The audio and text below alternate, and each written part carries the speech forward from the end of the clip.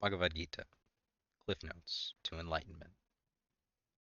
Today I'm going to be covering the most impactful spiritual text that I've read, or at least one of them, and give 7 key areas that I think are most important to understanding the way of life from the lens of the major religion of India.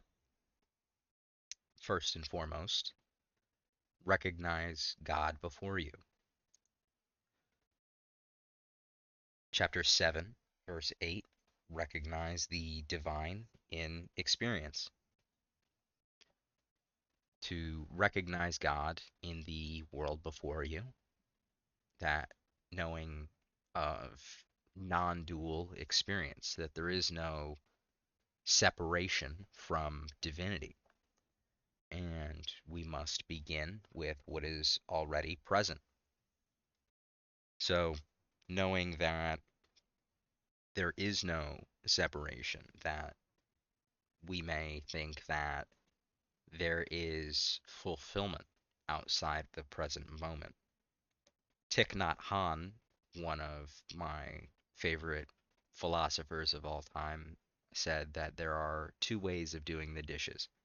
You can do the dishes for the sake of having clean dishes, or you can do the dishes for the sake of doing the dishes.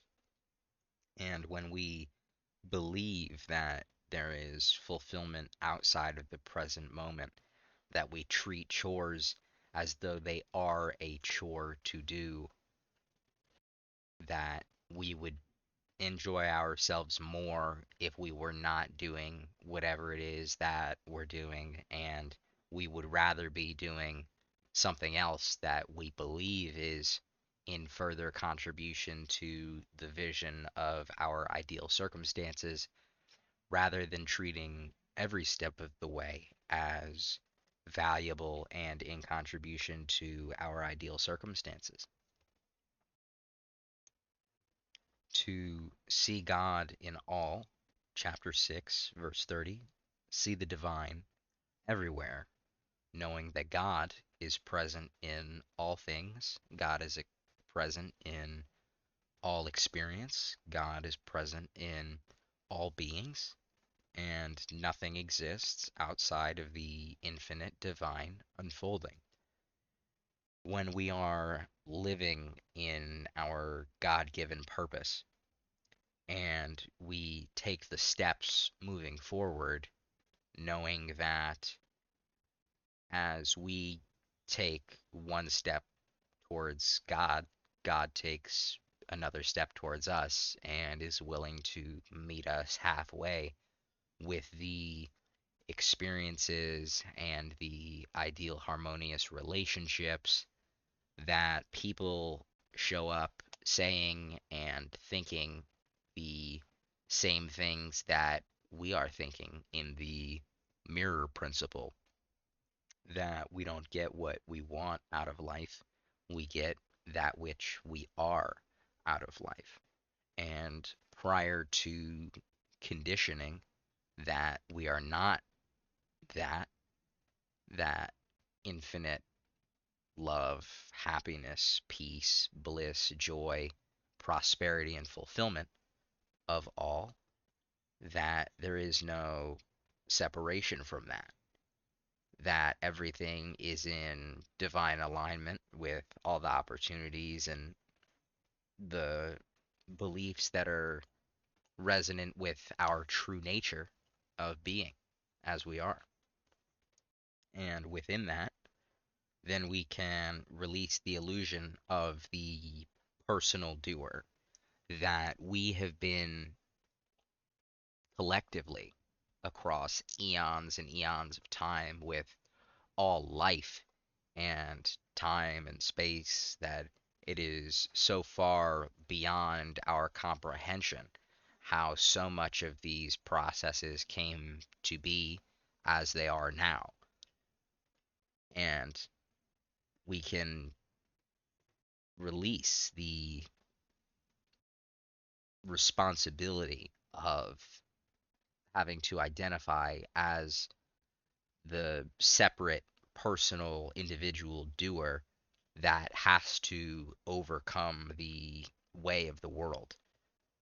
That action arises through the whole, that our breath is taken naturally and unconsciously, and our heartbeat is taken naturally and unconsciously, and the rising and falling of the tide happens in accordance to all in all. And we do have to take action. It is necessary 100% of the way through. And the process of thought that I am doing this becomes this action is being done through me. And that will allow us to act without attachment to the results. Chapter 247, perform that dharma without attachment to the results.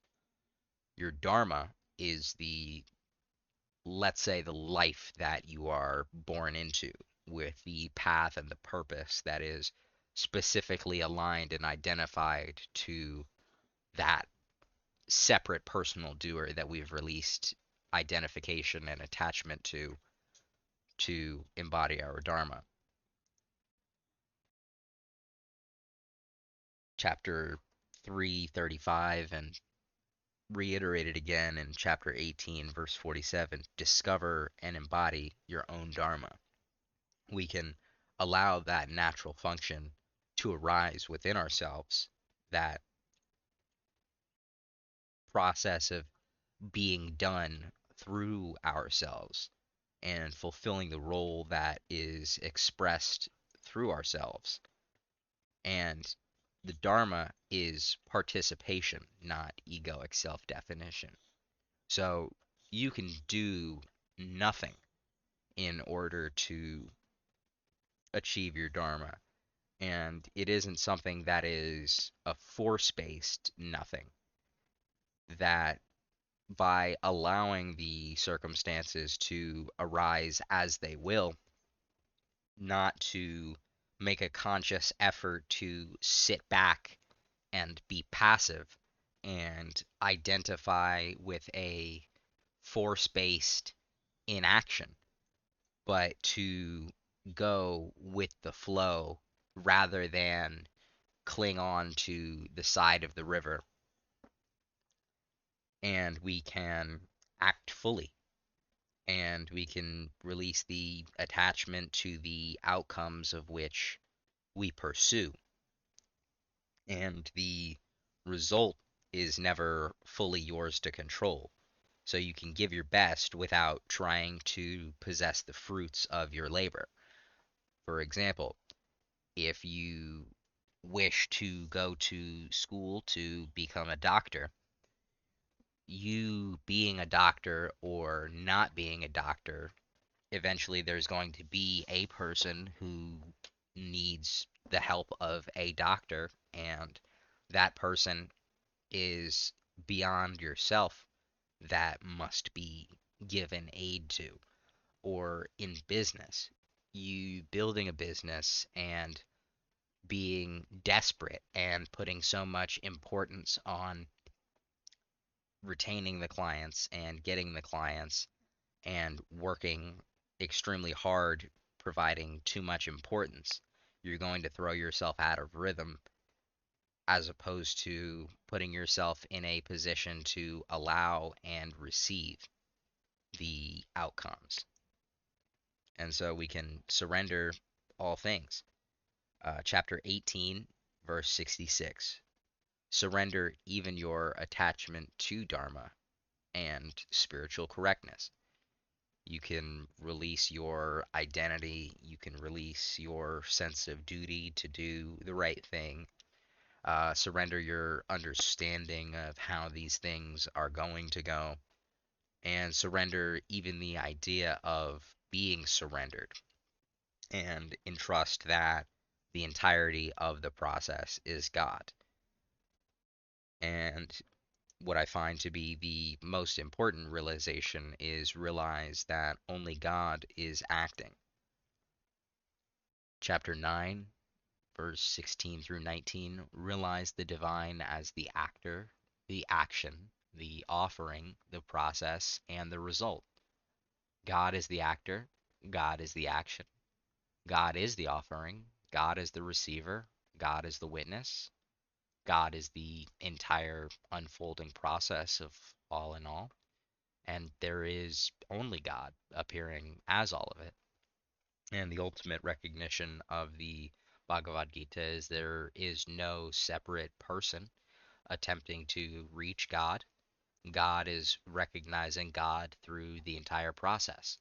That I am playing my role in the Dharma by posting this video, and you are playing your role in the Dharma by watching this video, and you know the action to take, the non action to take, what to do, what not to do, when to do, what not to do. All these things are already taken care of.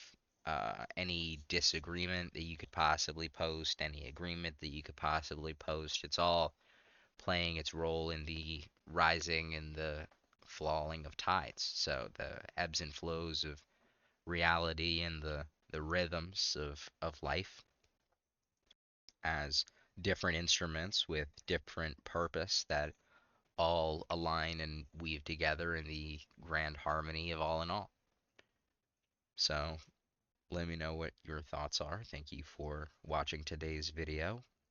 I am a coach and consultant, and I help people with the complexities of life through business, philosophy, world religion, and I really enjoy connecting with people in these different areas. So if that's something that you're interested in, I'll leave a link to my consulting practice in the description. And until next time, much love.